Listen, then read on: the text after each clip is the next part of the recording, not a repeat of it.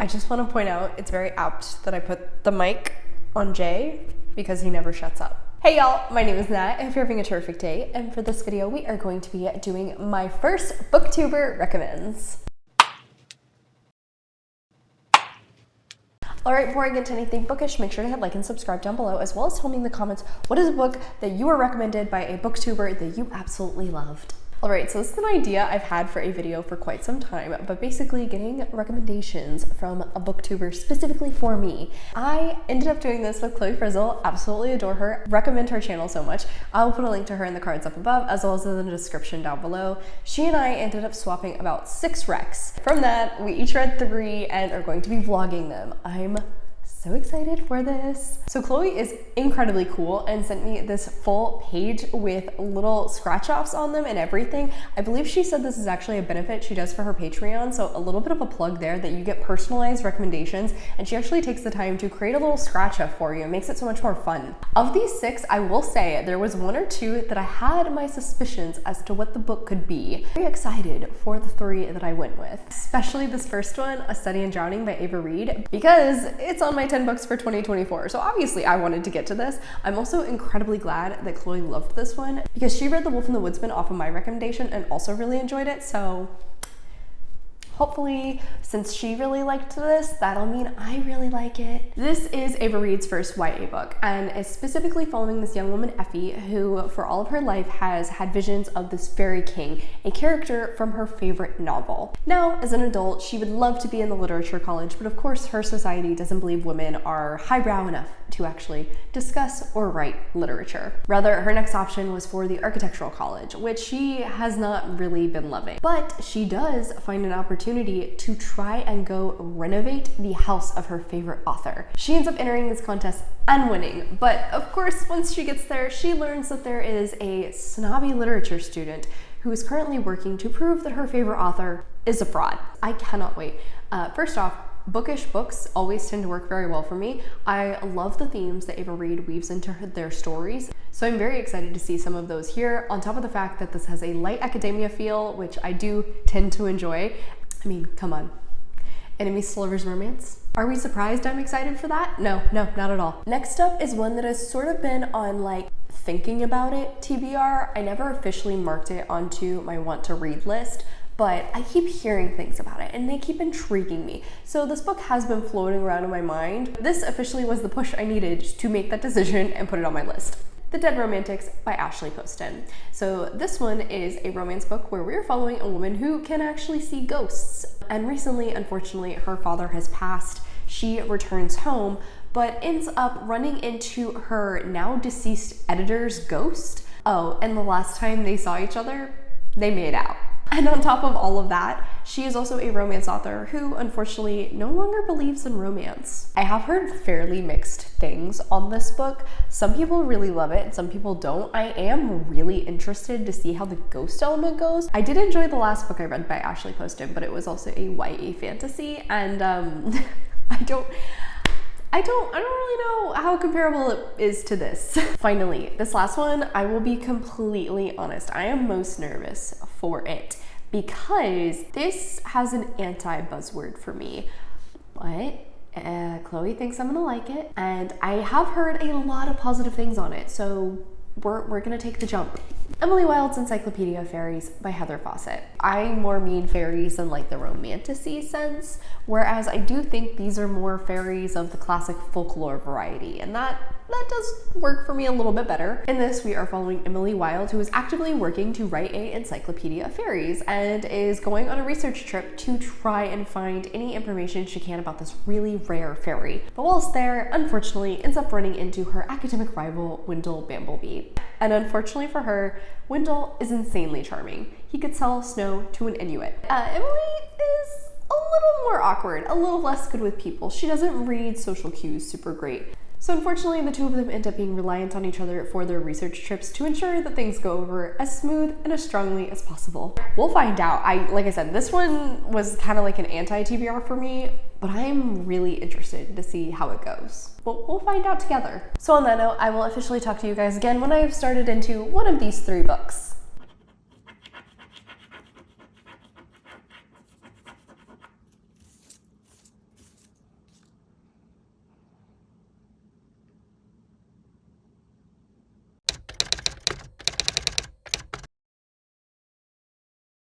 Hey y'all, so I have hit the halfway point into my first book, A Study in Drowning by Ava Reid. And so unsurprisingly, I went into this with fairly high expectations because obviously I've loved Ava Reid's previous work. I've come to learn that I really enjoy their writing style as well as the creation of their worlds that they do. Definitely some of their strong suits. Luckily, both of those have worked out quite well for me here. For the most part, a lot of the world building isn't really incredibly prevalent to the story, but I think it's impressive how expansive the world is and how often Reid manages to tie in little things here and there to the plot. Something I especially love is the fact that she created these stories and poems that exist in the world and how they utilize those to showcase more of the world to us, more of the history of this world and their beliefs to us is just so clever. Similarly to prior books I've read by them, this tackles toxic relationships, power imbalances in relationships, sexism, particularly in academia, and then also prejudice in this world, particularly between these two neighboring countries. I think that every single one of those themes has been tied into the plot very well. 𝗖cie is really struggling to find her happiness, and especially in a program that she is not passionate about in any way, shape, or form, only for that to be worsened when this very questionable relationship with her advisor has been spread around the school. But she loves the story of, and I'm gonna butcher this, 𝗖cie. It's something she's found comfort in for most of her life, but unfortunately, also from that story, she has seen this fairy king for a lot of her life, and she doesn't know if it's real or not. She's a very anxious girl. She's already really out of place and then further isolated because of this rumor. Most of the time, I really just want to wrap her up in a hug.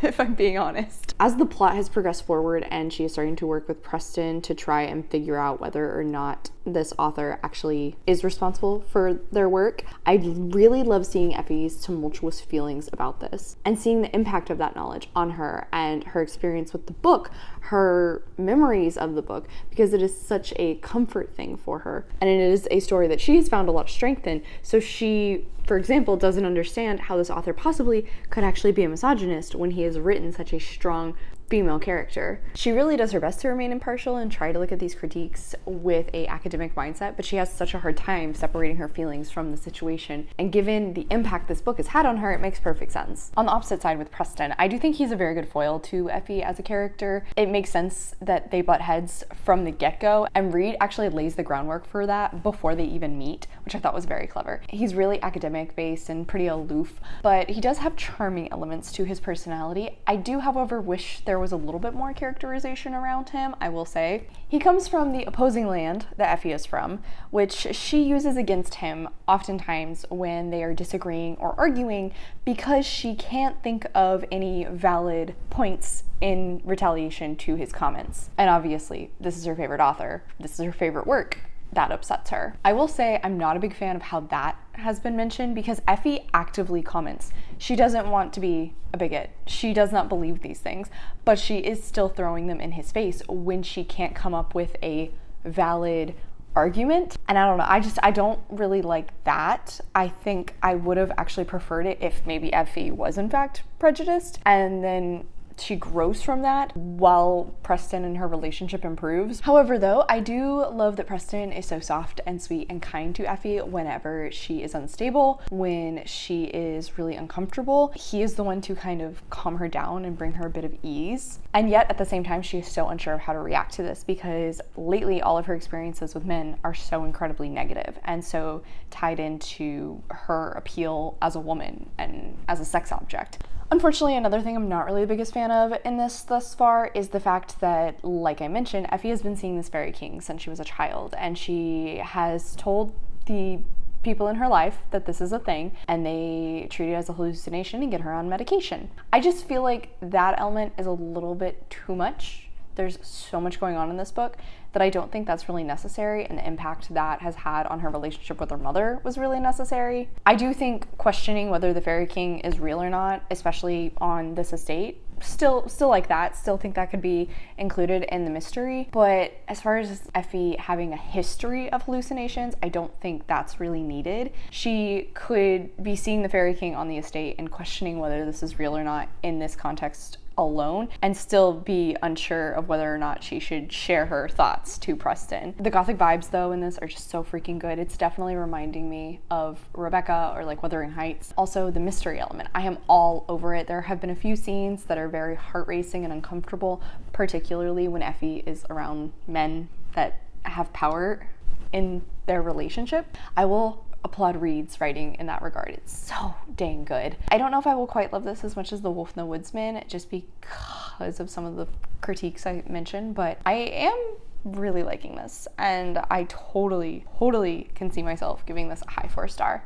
Hey y'all, so I have finished out 𝗖cie his𝘁 𝗰𝘁 by Ava Reid, and I think with this book I can officially label Reid as a insta-buy author for me because I adore their writing, but also the themes that they weave in with their characters is just always fantastic, and I think they're so clever in how they tie them together, particularly with this book. I really loved the development of Effie, seeing her come into herself, find strength from within, but also while still maintaining her soft girl identity. I really liked that about this book. Particular, the scene at the end in the university where she and Poston are speaking to some higher ups. So satisfying. Speaking of Poston, I did say in my last update that I was wanting a little bit more from him character-wise, and I do think I got that in the second half of this book. The more we learned about him, the more I understood him as a character, and even though we don't actually see through his eyes within the story, I felt like he was a very well-built character that made a lot of sense, and I could really understand everything about his background and why he acted the way he was, and also why these two worked so well together. Oh my god. Really, my biggest hang-up about this book in general is how Effie utilized racist comments. She couldn't make a valid argument to Poston in the previous parts of the story. I am glad that she at least actually acknowledged that and apologized to him. The romance between these two though, it is so soft. It is so sweet. It is so full of kindness and patience and care.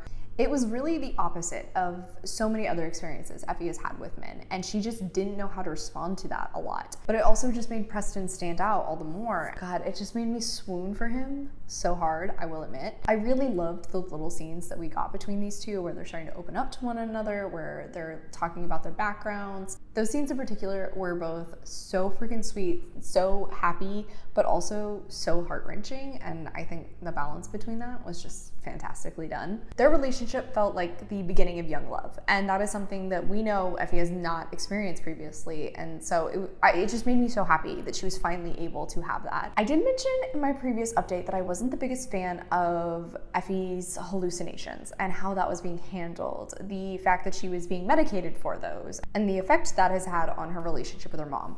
I'll be honest, the latter half of this book made me change my tune. I think Reid tied that in with other elements of the plot and Effie's character very well. So I actually ended up really liking that and how it was utilized. It definitely leans more on the fantastical elements in the latter half of the book.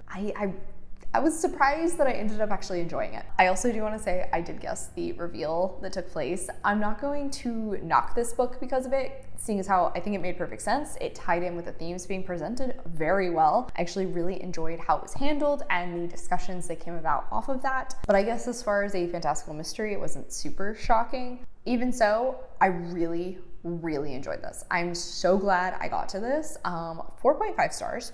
Fantastic. There were so many lines that were just beautiful.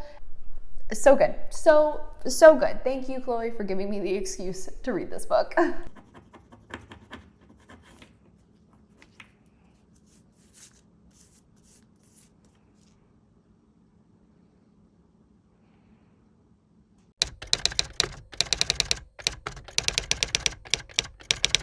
Hey y'all.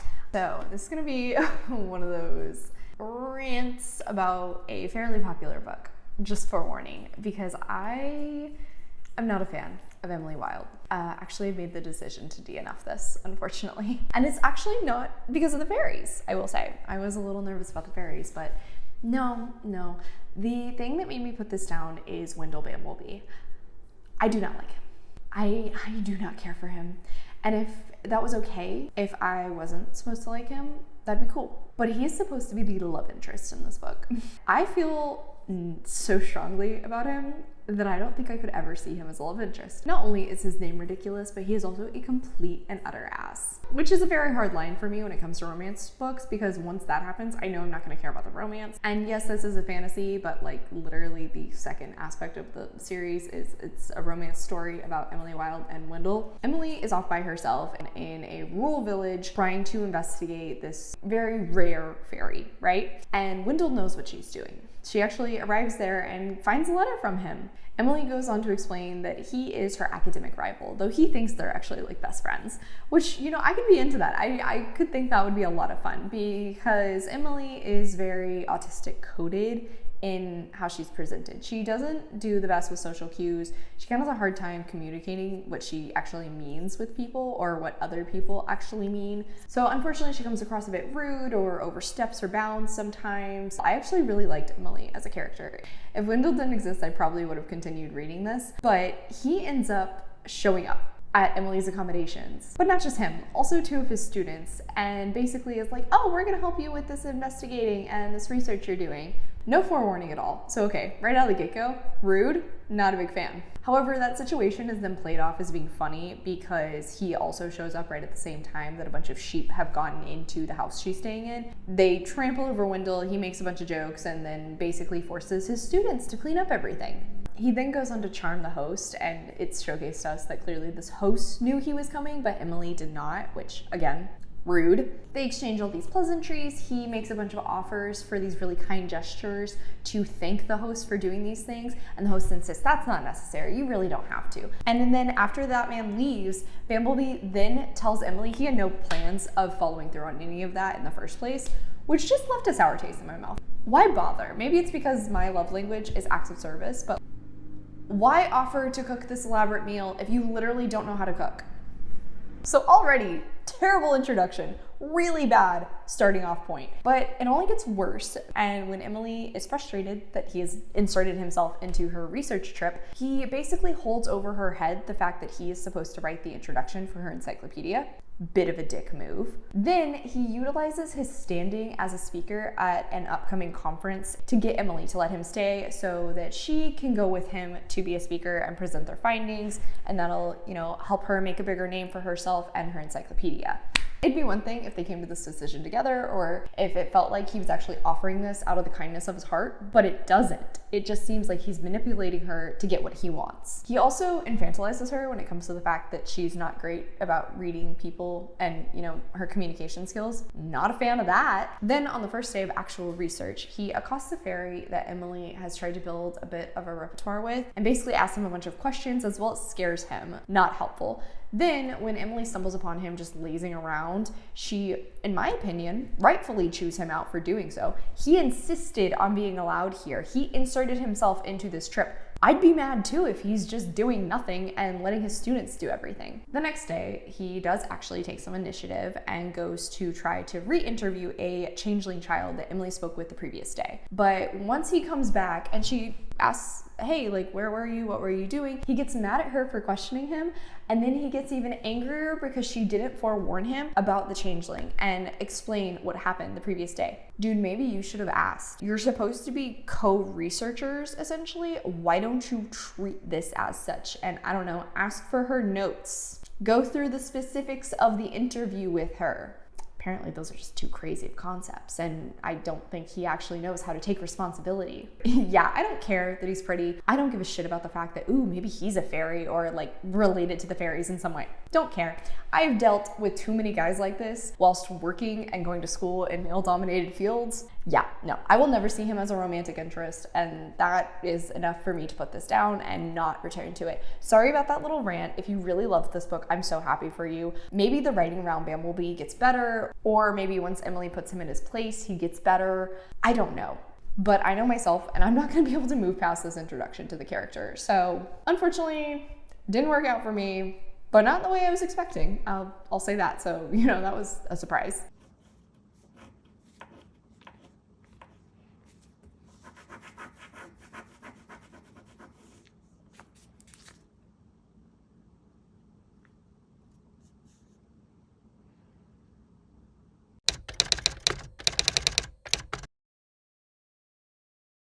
Hey guys, so this update is a little bit sooner than I was hoping, but I have finished The Dead Romantics by Ashley Poston because I have decided to DNF it at the halfway point. At least I hit the halfway point, I will say that, but unfortunately I am just not working with this book. I think majority of my thoughts can be wrapped up into the fact that our main character Florence does not need a man. No, homegirl needs a therapist. I love depth and heavier themes in my romance stories. It makes the characters feel more well-rounded. It makes them feel more realistic. It doesn't seem like the entire book is just happy-go-lucky rainbows, but there's some levity given with the romance elements.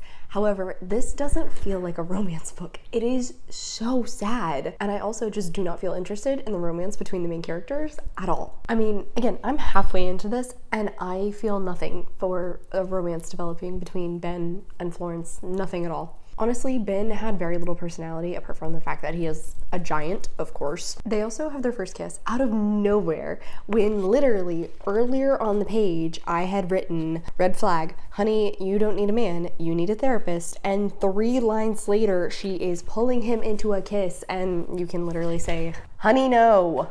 And like they do not know each other that well. This starts at the very beginning of the book.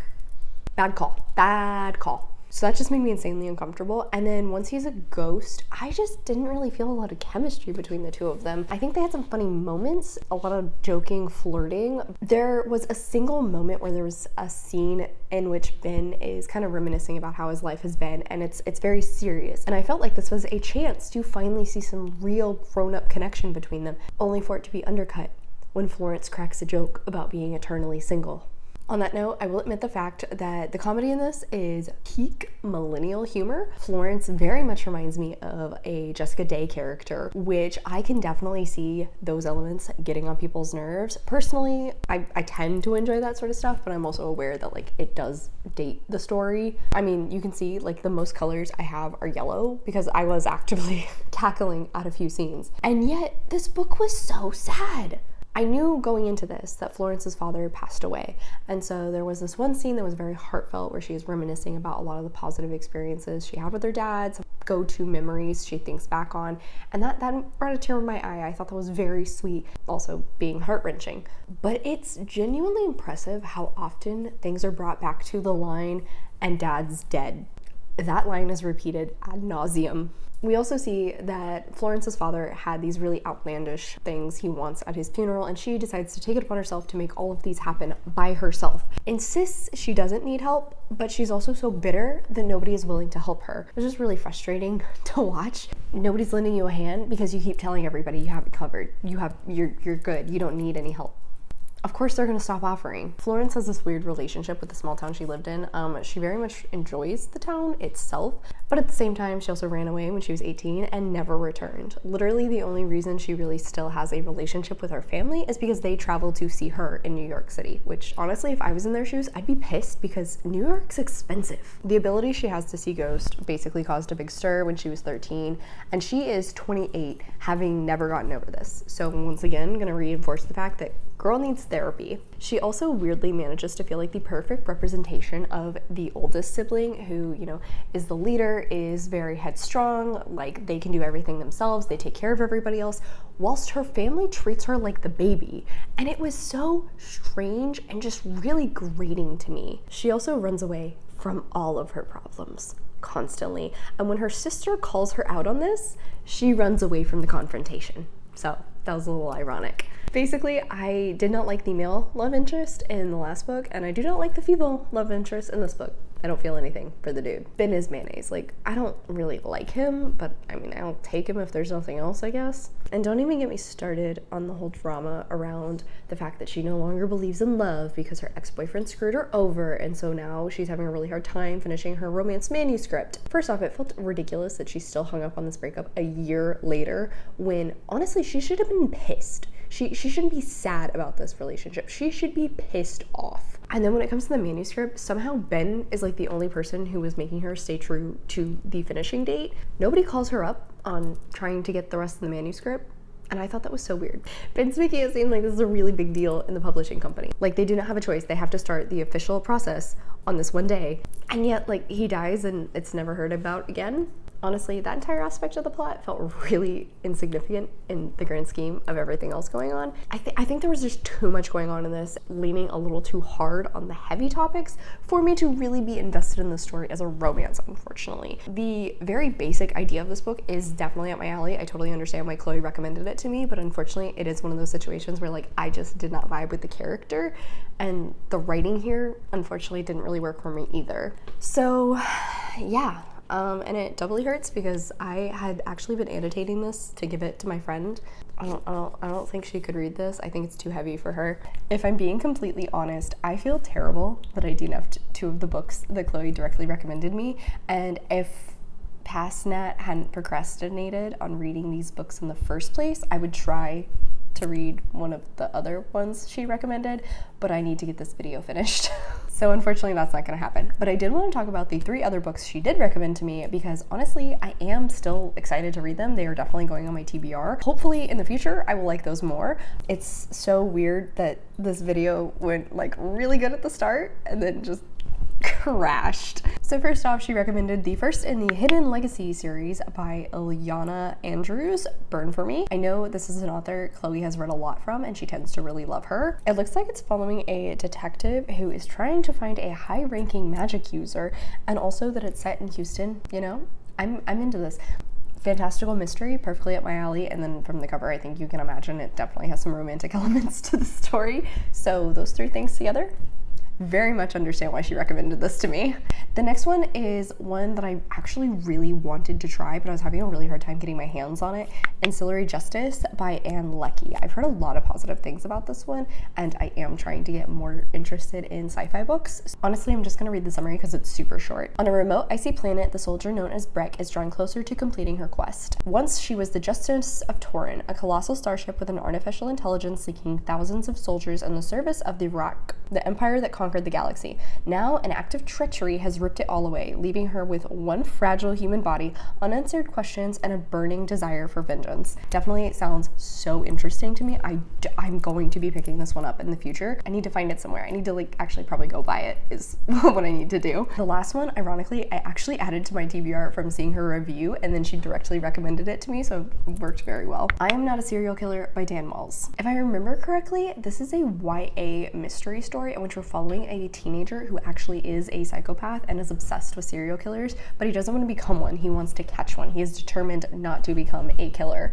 It definitely reminds me of an episode of Criminal Minds where Spencer ends up connecting with a kid who is also a psychopath and has violent tendencies. So I bet it's gonna be really interesting. Definitely will be picking this one up in the future. In the end, as I mentioned, this was a interesting note to end on because I had a 4.5 stars and then I had 2 DNFs. But I still had a ton of fun with this, and I'm definitely going to be reaching out to other booktubers to see what books would they directly recommend to me and what I can recommend to them. Definitely go check out Chloe's video where I recommended books to her. I already had a link to that in the cards previously, but I'll go ahead and put it in the description down below if you missed it. If you made it all the way to the end of this video, leave me a bird emoji in the comments down below, as well as make sure to hit like and subscribe. I have all my socials as well as a few ways you can support me linked in the description. I come out with videos on Monday and Friday, but until then, I hope you continue to have a terrific day.